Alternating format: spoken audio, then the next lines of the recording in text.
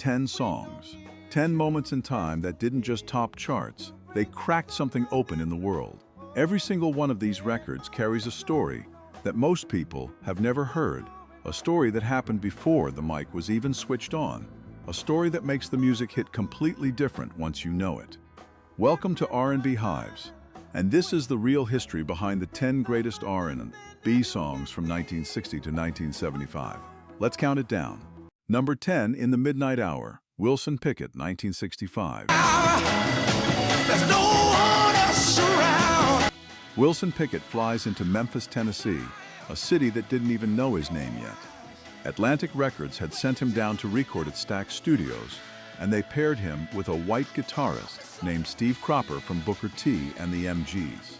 Two men who had never worked together, didn't know each other's style, and were sharing a hotel room at the Lorraine Motel the night before the session. That motel, just to put it in your body. This is the exact same Lorraine Motel where Martin Luther King Jr. would be assassinated 3 years later, standing on that same balcony. Wait till the stars come out. See that twinkle? That night, Cropper and Pickett sat together and wrote songs for the next day. Cropper had done his homework. He dug up old gospel recordings that Pickett had made years before, and on one of them Pickett kept singing the phrase, "I'll see my Jesus in the midnight hour." Cropper heard that and said, "What if we change Jesus to your girl?" They wrote In the Midnight Hour in that hotel room in under 2 hours. The next morning, they walked into the studio with Booker T's full band and recorded it in one live take. No overdubs. Every musician in the room at the same time. The song hit #1 on the R&B chart and launched one of the most explosive careers in soul music history. Jerry Wexler, the Atlantic Records producer in that session, was watching soul dancers at a club the night before and noticed their hips landing on a delayed beat, slightly behind the one. He asked the band to capture that exact feeling. What you hear when that snare drops in that record is a room full of musicians doing something they had never done before and nailing it first try. Number 9, At Last, Etta James, 1960. When Etta James walked into Chess Records in Chicago in 1960 to record this song, she was 22 years old, and the song she was about to sing was already 19 years old. I found a dream. At Last was written in 1941 by songwriters Mack Gordon and Harry Warren for a Hollywood musical film. Glenn Miller and his orchestra recorded it that same year. It was a ballroom hit, polished and refined, the kind of song you'd hear at a wartime dinner dance. After the 1940s, it largely disappeared. Then Leonard Chess, co-owner of Chess Records, heard something nobody else heard. He believed Etta James had a voice powerful enough to take a song that had been forgotten for 2 decades and make it feel like she was the reason it was written. He surrounded her with violins, something almost unheard of for a black R&B singer in 1960, and arranger Riley Hampton built an orchestration that let Etta's voice float above everything and then land on every note like a physical weight. What Etta brought to that song wasn't polish. It was pain, hard-won joy, and a full-throated declaration that she had arrived. She wasn't performing those lyrics. She was living them. At last. The song reached number 2 on the R&B chart, and over the decades became the most played wedding song in American history. Etta James died in 2012. After her death, At Last entered the UK charts for the very first time. The world was still catching up. Number 8, A Change Is Gonna Come, Sam Cooke, 1964. Like the river I've been running. In late 1963, Sam Cooke pulled up to a motel in Shreveport, Louisiana with his wife, his band, and all the confidence of a man who had 30 top 40 hits on his record. The motel clerk looked at him and said, "We don't serve your kind here." Cooke refused to leave. He was arrested. His wife advised him to let it go. He reportedly said, "No one can kill me. I'm Sam Cooke." I'm able, Father, to carry on. Within weeks, He went home and wrote "A Change Is Gonna Come" in what his biographer called less work than any song he'd ever written. He wrote it almost in one breath. But what most people don't know is that Cooke was terrified of this song. When his best friend Bobby Womack first heard it, Womack said, "It feels like death." Cooke agreed. He told Womack, "It's a part of me and the birth of a new Sam Cooke."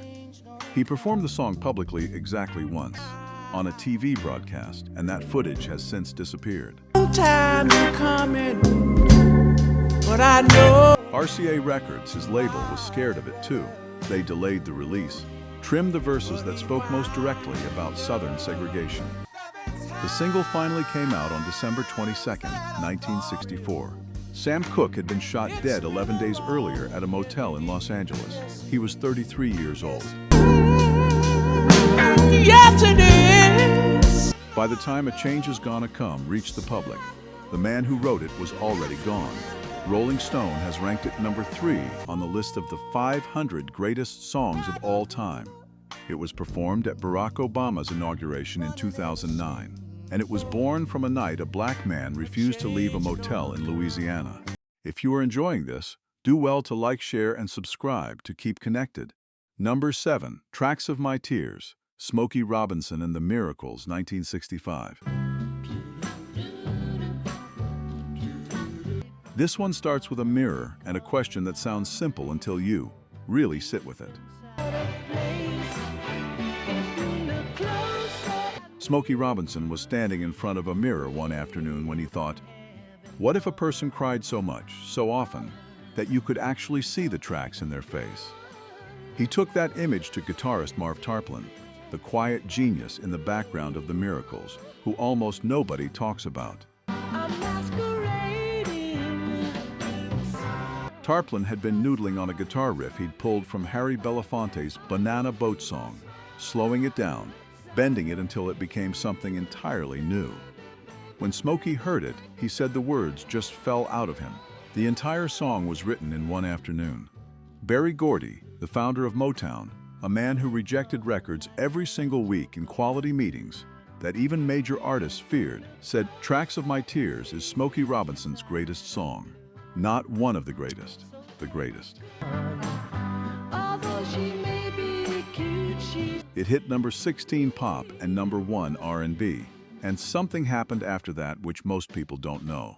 Pete Townshend of The Who heard Smokey sing the word substitute in the bridge, a big, 4-syllable word stuffed into a perfect lyrical moment.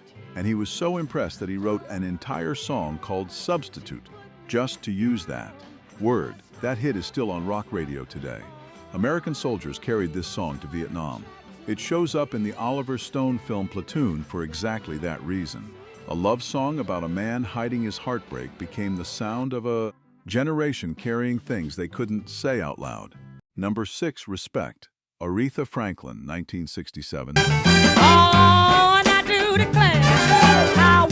Here is something that should stop you. Aretha Franklin did not write Respect. Otis Redding did. And Otis Redding did not want her to have it. But if it's all the same to you, baby. Redding wrote and recorded Respect in 1965 as a song about a man coming home and asking his woman to treat him right. He performed it at Monterey Pop Festival in 1967 and introduced it by saying, "This next song is a song that a girl took away from me. What happened in between was this." Oh, just a little girl now, just a little bit. Aretha had been grinding for 6 years at Columbia Records, singing songs other people chose for her, producing nothing that matched what she was capable of. She finally left Columbia, signed to Atlantic, and walked into Fame Studios in Muscle Shoals, Alabama in January 1967. A fight broke out between her husband, the studio owner, on the first day. Sessions moved to New York. I wanna see you with it. Stretch out. On Valentine's Day, February 14, 1967, she sat down at the piano and told her producer she wanted to record Otis Redding's song. Engineer Tom Dowd walked in and said, "I know that song. I made it with Otis." Aretha didn't look up. She already had it worked out in her head. She and her sisters Irma and Carolyn flipped the entire gender of the song. Then Carolyn added the phrase, "Take care." TCB, short for taking care of business, Aretha jumped on it. Spelled out the word R-E-S-P-E-C-T because no woman had ever done that in a studio before and no one told them they couldn't. The record went to #1 pop and #1 R&B. When it hit the streets, the civil rights movement claimed it. The women's movement claimed it. Aretha was 24 years old. Otis Redding's estate still collects royalties on every sale. He wrote the song. She changed what it meant. Number 5, Sittin' on the Dock of the Bay. Otis Redding, 1968. Otis Redding has just performed at the Monterey Pop Festival and changed American popular music. He is 26 years old, at the absolute peak of his power, and a San Francisco promoter named Bill Graham offers him a houseboat in Sausalito, California for a week. Look like it's gonna come my way. Redding sits on that houseboat every day, watching the ferries roll across the bay, listening to the Beatles' Sgt. Pepper album on repeat, a record that had just come out. He picks up a guitar and starts writing lines on napkins and hotel paper. Lines about sitting still when the whole world expects you to move. In November, he brings those pieces to Steve Cropper at Stax Studios in Memphis. They finished the song together. Cropper later said those lyrics, "I left my home in Georgia, headed for the Frisco Bay," were literally Otis's own story. His life, written in real time. Morning sun, I'll be. They recorded a final version on December 7, 1967. 3 days later, Otis Redding's plane went down into Lake Monona outside Madison, Wisconsin. He was gone at 26, along with most of his backing band, the Bar-Kays. Otis had thought the song was unfinished. He planned to add a final spoken word section at the fade-out. Instead, he just whistled over the outro because he'd forgotten the words he was going to say. Cropper finished the recording after his death, adding the sound of waves and seagulls, exactly what Redding had described hearing while sitting on that houseboat. It looked like it's gonna change. Dock of the Bay was released January 8, 1968, and became the first posthumous #1 single in the history of American music. It won 2 Grammys. Otis Redding was never told. Number 4, Say It Loud, I'm Black and I'm Proud. James Brown, 1968. Baby, sure you're born. Just as sure to take you out. April 4, 1968. Martin Luther King Jr. is assassinated in Memphis, Tennessee. American cities begin to burn, and in the days that follow, James Brown is on the phone with the mayor of Boston, the White House, and his own people, begging them not to riot, going on television, doing his best to hold things together. He had personally traveled to the front lines. He had watched his country fracture at the seams.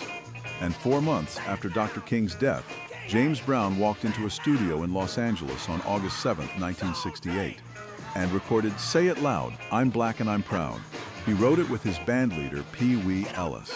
For the call and response chorus, that crowd of children shouting back, Brown brought in a group of real kids from Los Angeles neighborhoods, gathered them in the studio, and had them shout it back to him live. The record went to #1 R&B and topped the chart for 6 straight weeks. But here is what it cost him. Nearly half of James Brown's white audience disappeared overnight. Pop radio stations pulled it. His crossover appeal, something he had spent years building, took a hit he never fully recovered from. Brown later said in an interview, I was trying to do 2 things.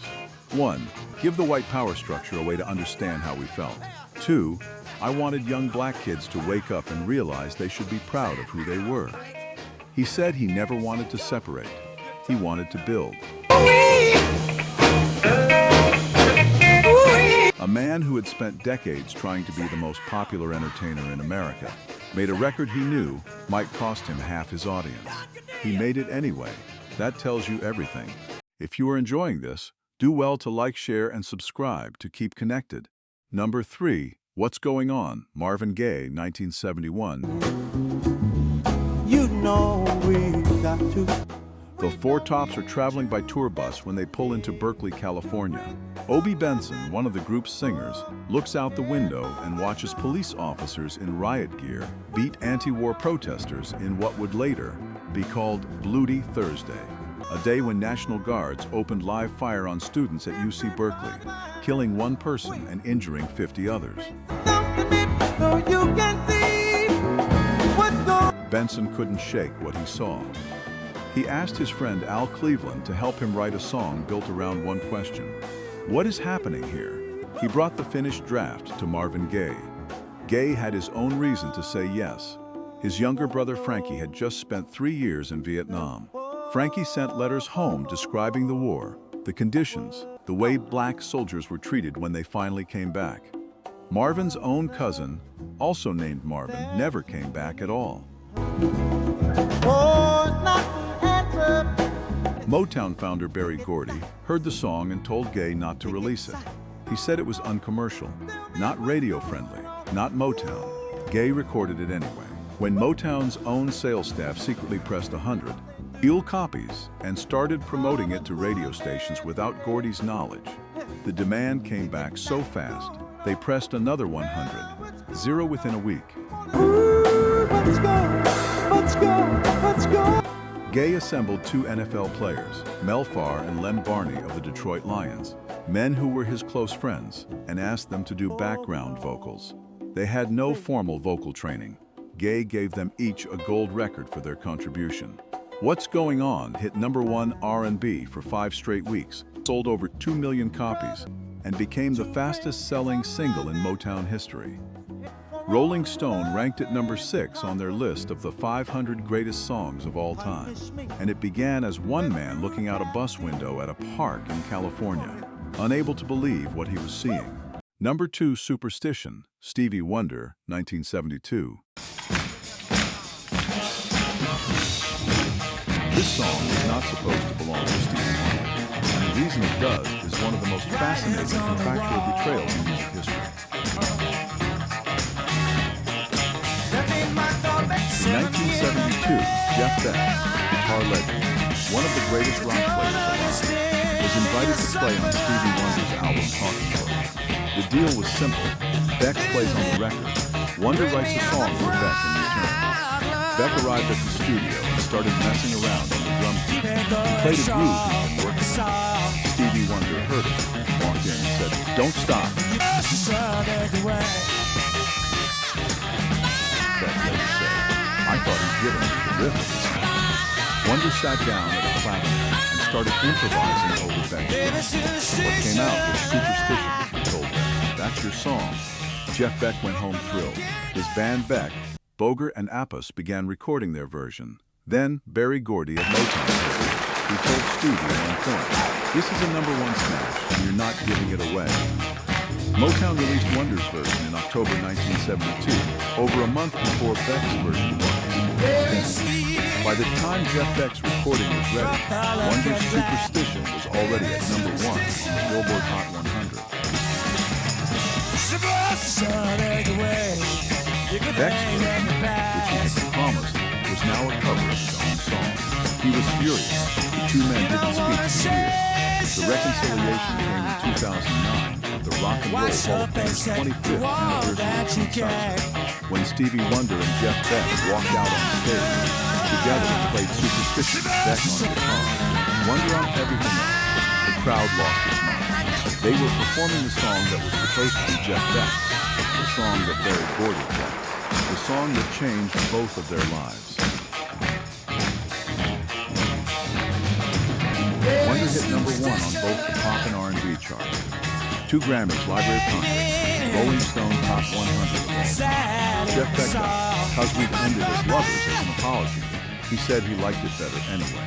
#1, Let's Stay Together, Al Green, 1971. I'm so in love with you. Thank you.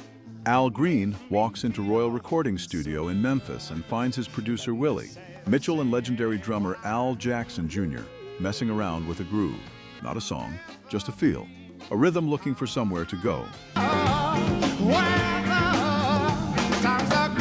Mitchell and Jackson couldn't make it land into a full song. Green grabbed a pen and paper and walked out of the room. He came back 15 minutes later with the complete lyrics to Let's Stay Together. Mitchell recalled that Green wrote the words in under 15 minutes. Then came the recording. And here is where the story turns. Willie Mitchell brought a group of winos who regularly hung around outside the studio off the street, sat them down in the room, and told Al Green to sing to them. His reasoning: sometimes when you sing about something, if you look at people, you can relate with a song more compassionately. You feed on what you're looking at. Al Green was still trying to belt. He wanted to blow the studio roof off the way Otis Redding did. Mitchell kept stopping him. Don't try to handle the song. Just let it ooze out. They argued for 2 full days. Green thought the song was weak. He hated the sound of his own falsetto. He didn't believe it was a hit. Willie Mitchell told him it had magic on it. They spent over 100 hours recording that song, over 100 takes. A song built on a 15-minute lyric. The final result was a vocal performance so intimate it sounds like the man is singing directly into your ear. Let's Stay Together hit #1 on the Billboard Hot 100 in 1972 and spent 9 consecutive weeks at the top of the R&B chart. Rolling Stone ranked it the 60th greatest song ever recorded. The Library of Congress added it to the National Recording Registry in 2010 as culturally, historically, and aesthetically significant. That's all right with me. And what did Al Green do in 1976, at the height of his soul music dominance? He became an ordained pastor. He turned Royal Recording Studio into a church. And he said years later that Let's Stay Together was never about a lover. He was singing something more like a prayer. A man who almost didn't release his own greatest song. A producer who brought winos in from the street to make sure the vocal was real. And a groove that started with 2 people messing around in a room and went on to become one of the most enduring pieces of music of the 20th century. That's the list. 10 songs, 10 stories, 10 moments where something in the world pushed a song into being. If this hit different, share it with somebody who loves this music. And let us know in the comments which story you never heard before.